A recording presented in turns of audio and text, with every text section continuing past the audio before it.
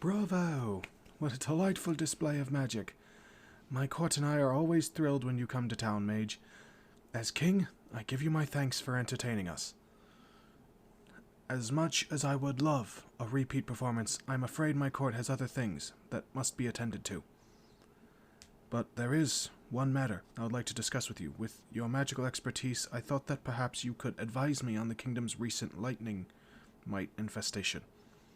In the interest of not holding up the court any longer, I will discuss it with you on the way out while they proceed with matters. So, these lightning mites have started breeding uncontrollably. Do you know anything about their mating habits? I wondered if... Are we being watched? Good.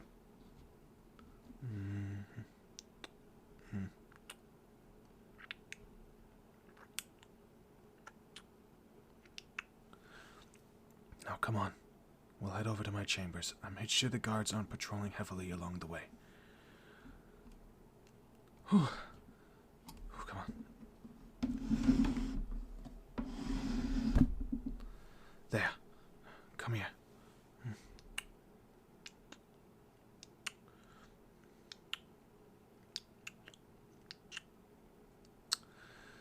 It's been so long since you came through.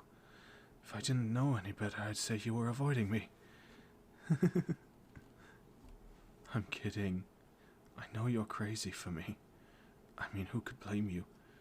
I might be a bit older than you, but I am royalty. How could a darling little mage such as yourself resist an eligible king? So cheeky. Alright. I suppose that's enough fooling around. We'd better...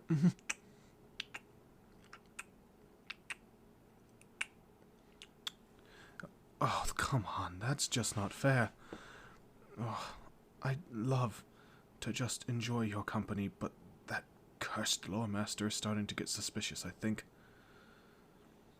Oh, relax. Without solid evidence, there's nothing they could do.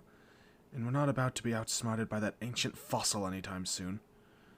You become a lore master by being obsessed with how things were done back in the old days, not by being clever. Alright.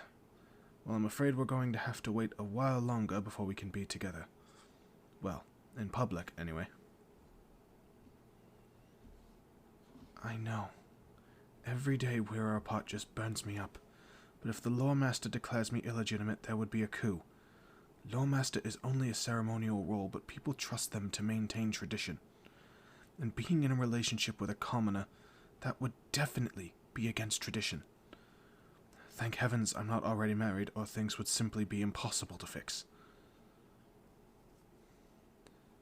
There are still times that I want to just banish him. But of course, it's not really about the Lore Master. It's those insurgents who wanted to dethrone me. The Lore Master is just easy to bribe. If we get rid of him, they might actually replace him with somebody that's competent. That's the part that's giving me trouble. I didn't think they'd be nearly as hard to find as they are, given how easily I found out they were working with the Lore Master. I suppose in the end that was due to his blundering, not the insurgents. But don't worry. I will root them out.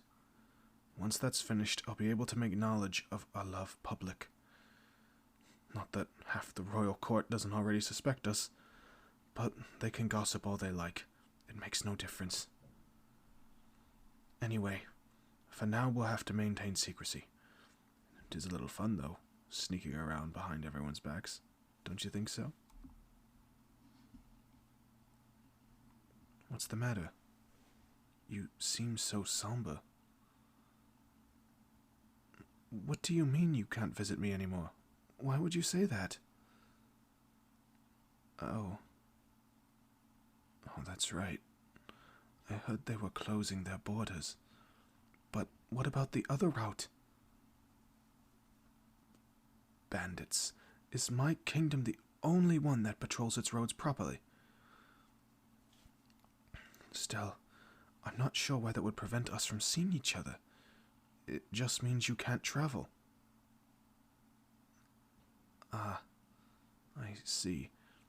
You can't be a traveling mage if you can't travel. And if you get a different job, you'll lose your excuse to visit the castle. Well, that's not a problem.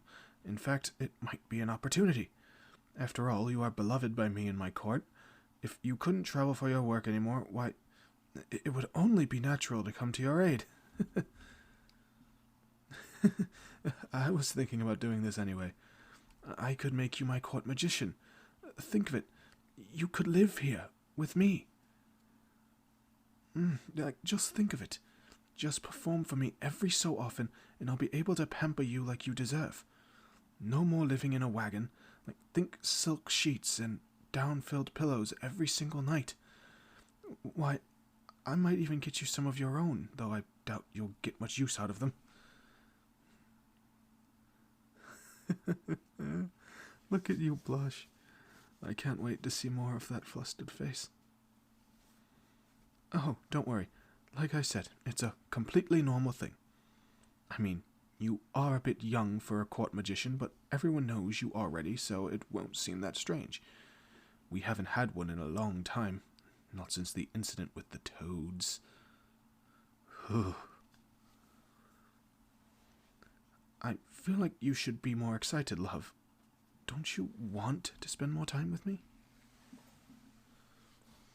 The risk? Oh, you worrywart, we'll be fine. I already told you. Don't let paranoia keep you from being happy. Shh. Push away those thoughts. Listen.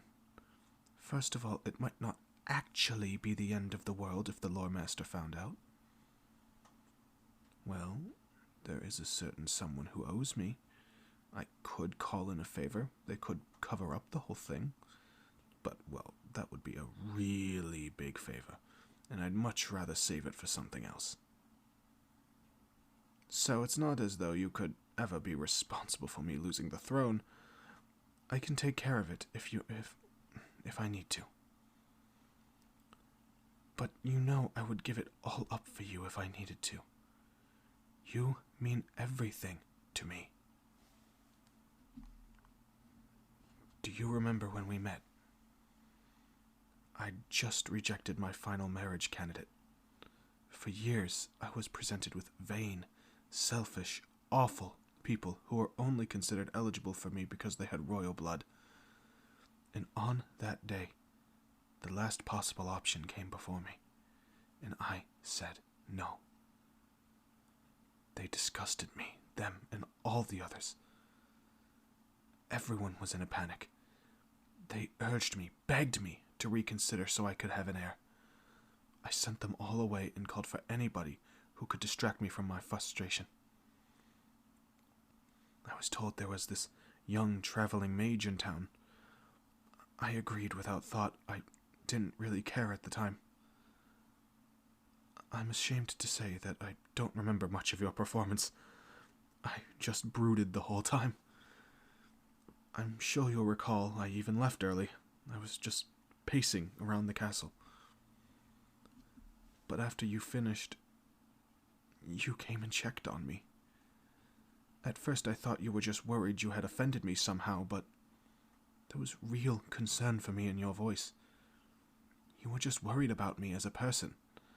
Never in my life has someone treated me that way.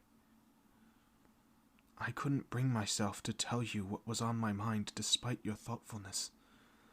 So you wished me well and conjured a rose for me. As far as I was concerned, that sealed the deal. After that, well, I'm sure I don't need to remind you of that night. You're special to me. You treat me like nobody else ever has, and for that reason I want to treat you like nobody else ever has. You deserve a life of luxury and ease, and I'm in a position to give that to you.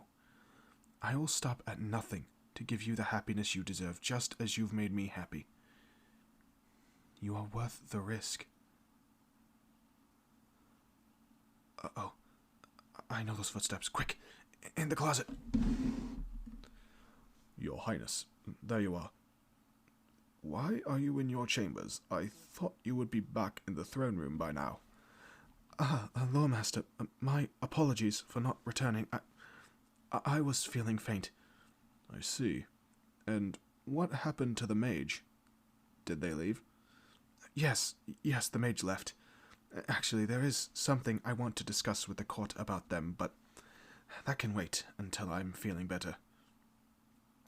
As you wish. But I must warn you, Your Highness, I fear that some people think you are growing too attached to that commoner.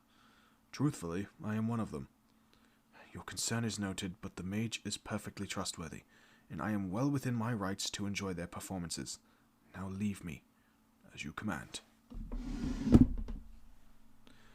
Phew! Alright, you can come out now. I suppose you'd better go. But you'll be back soon. I'll send my servant to meet you at the Sleeping Ogre Inn. They'll provide you with a room there until I can arrange for you to move into the castle. But before you go, just one more kiss.